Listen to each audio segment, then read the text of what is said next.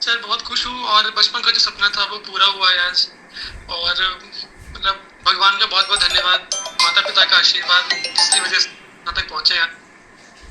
और बहुत अच्छा लग रहा है। कितनी मेहनत रही क्या कर गया क्या? मेहनत तो बचपन पापा मम्मी के लिए तो कोई शब्द ही नहीं है। आज जहाँ भी हैं और जहाँ जा रहे हैं वो इनके ही आशीर्वाद की वजह से यही सपोर्ट मिला है पापा का। और पापा को डीएम ऑफिस में देख के ही प्रेरणा मिली है। अभी तक काम उनको देखा है डीएम ऑफिस में काम करते हुए, के आशीर्वाद से, भगवान के आशीर्वाद से ही जिलाधिकारी के पद पर कार्य करने को सौभाग्य मिलेगा। और बहुत बहुत धन्यवाद और सभी का। डीएम का सपना कहाँ से आया? कुर्सी देख के आया, कहाँ से आया? पापा को देख के आया डीएम का सपना, क्योंकि पापा डीएम ऑफिस में काम करते थे तो बचपन से पापा को देखा है। और तो पता लगा कि डीएम के दायित्व क्या क्या होते हैं और जिलाधिकारी बन के आप जनता की प्रत्यक्ष रूप से सेवा कैसे कर सकते हो। तो वहीं से मन में ये आया कि जिलाधिकारी ही बनना है। और पापा को जब देखते थे मेहनत करते हुए तो लगता था कि एक बार पापा को भी जिलाधिकारी की कुर्सी पे बिठाना है। तो बस इसी से मतलब वो मेहनत करने का निर्णय लिया और भगवान के आशीर्वाद से आज यहाँ पर पहुंचा। अच्छा, पहला प्रयास यूपीएससी का रहा, वो कैसा एक्सपीरियंस रहा? फिर उसके बाद पीसीएस करा, उसके बाद मेरा जब मैंने पहला प्रयास दिया था तो मेरा कुछ नंबर, फिर मैंने पहले ही प्रयास में अपना पीएससी में आईआरएस में चयन हुआ। और जो भी मेरी कुछ कमियां थी उसमें आंसर राइटिंग में, तो उनको मैंने सुधारा इस अटेम्प्ट में। और सभी के आशीर्वाद से, अपनी मेहनत से आज ये सपना सफल हुआ है और ऑल इंडिया रैंक 10 प्राप्त हुई है मुझे यूपीएससी में। अच्छा, जो लोग निराश हो जाते हैं उनके लिए क्या कहना चाहेंगे? आपने लगातार प्रयास किया और कन्नौज जैसे छोटे जिले से निकले। उनके लिए यही कहना चाहूंगा कि चाहे लक्ष्य कितना भी कठिन हो, अगर पूरी दृढ़ संकल्प, मेहनत और लगन के साथ वो किया जाए और आत्म मूल्यांकन भी किया जाए अपना, जो भी गलतियां रही हैं उनको निरंतर सुधारने का प्रयास किया जाए, तो कोई भी लक्ष्य असंभव नहीं है, नहीं बड़ा लक्ष्य क्यों ना हो। जब मैंने स्टार्टिंग की थी तैयारी की तो मुझे भी कभी नहीं विश्वास था कि मैं आईएएस बन पाऊंगा कभी। लेकिन सभी का सपोर्ट मेरे साथ रहा, मैंने मेहनत की लगातार और भगवान के आशीर्वाद से आज मुझे ये मुकाम हासिल हुआ है। तो बहुत खुश हूँ आज। अच्छा, जब कन्नौज में पढ़ाई करते थे तो कभी ये सपना देखा था कि डीएम बनेंगे? आज वो बन गए हैं। नहीं था।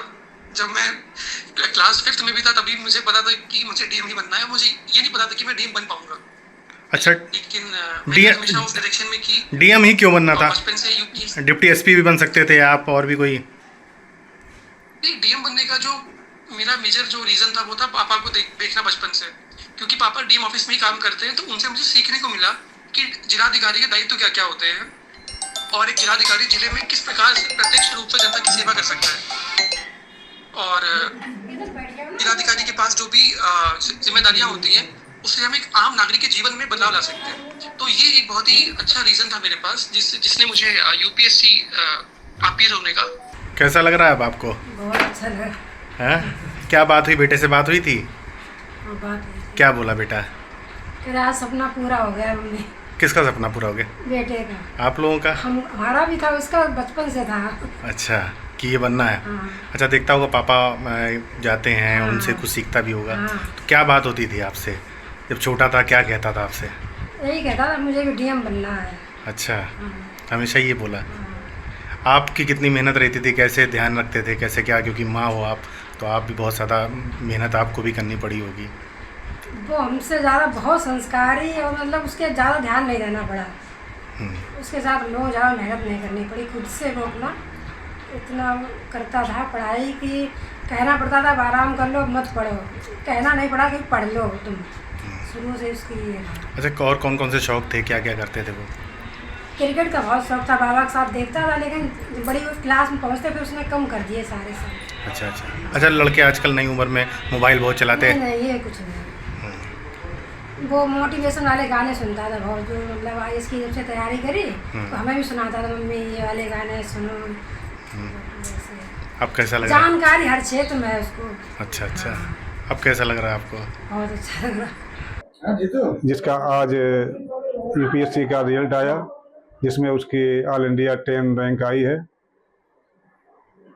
इससे पहले 2 बार उसने और दिया था यूपीएससी का, तो उसमें एक बार में तो नहीं हो पाया था, लेकिन दूसरी बार में 373वीं रैंक आई थी।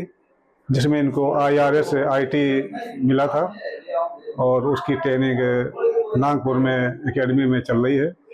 उससे पहले 2023 में यूपी PCS का उन्होंने दिया था एग्ज़ाम, जिसमें इनको डिप्टी SP के पद पर इनका सिलेक्शन हुआ था, जिसकी ट्रेनिंग मुरादाबाद में हो रही थी। उसी ट्रेनिंग के दौरान ही इनका UPSC में हो गया था और ये इसकी डिप्टी SP के पद से उन्होंने रिजाइन देके और नागपुर में इन्होंने ज्वाइन कर लिया था। आपका सफर कब से शुरू हुआ? क्या सोचा था कि बेटा इस ऊंचाई तक पहुंचेगा?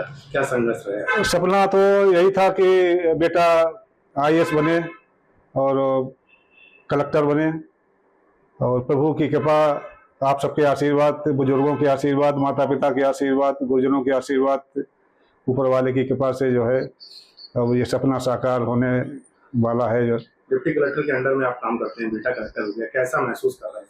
नहीं, बहुत हम अपने को गौरवान्वित करते हैं कि हम इतने छोटे से पद पर जो है काम करके जो है, और अपने को हम बहुत धन्य मानते हैं कि प्रभु की कृपा अपार है जो है। अच्छा, आपका सफर कैसे शुरू हुआ? कितना संघर्ष रहा? थोड़ा संघर्ष। हमारा संघर्ष, हम गांव से के रहने वाले हैं। कौन से गाँव के? गांव हमारा ये टड़वा गांव है, ग्राम मौजा गागी जफरापुर सरिया के पास में है। ये कन्नौज जनपद में ही है, तहसील कन्नौज ही पड़ती है। और बचपन में हम 4 भाई हैं। बचपन में ही हम छोटे छोटे थे, तभी हमारी माता जी का देहावसान हो गया था और बड़ी कठिनाइयों से हम लोगों ने अपनी जिंदगी शुरुआत की। पिताजी हमारे जो है, आप पिताजी हमारे हैं और पिताजी हमारे किसान हैं, और पिताजी ने हमारे बहुत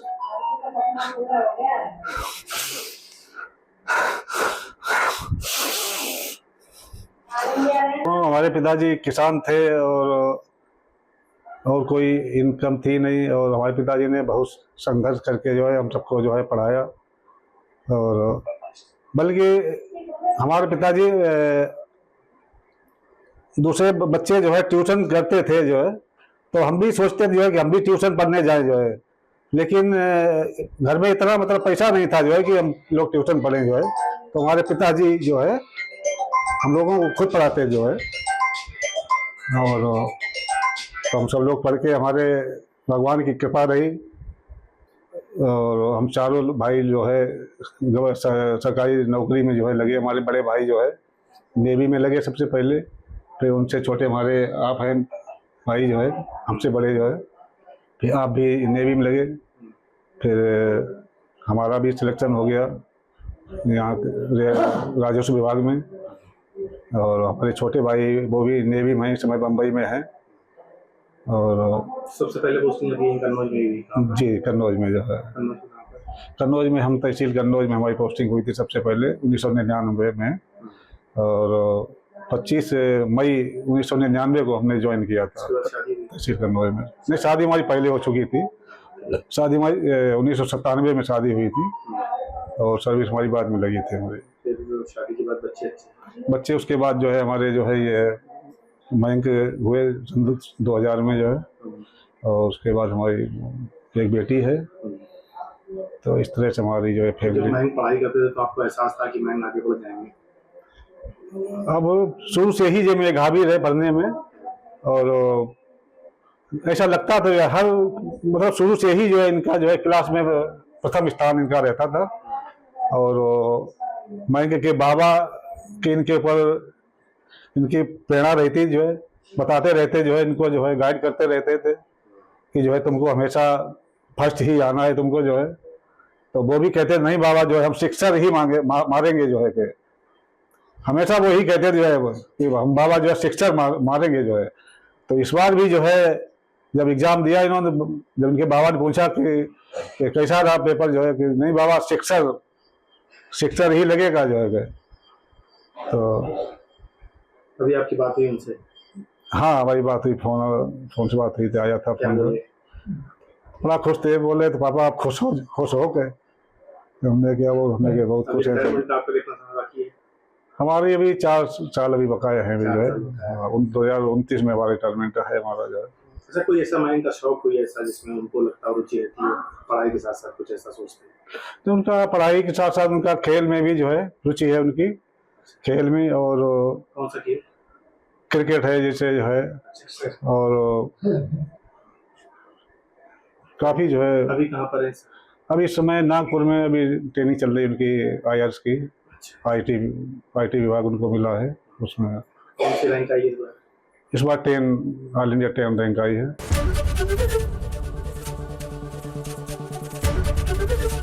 ABP गंगा, खबर आपकी, जुबान आपकी।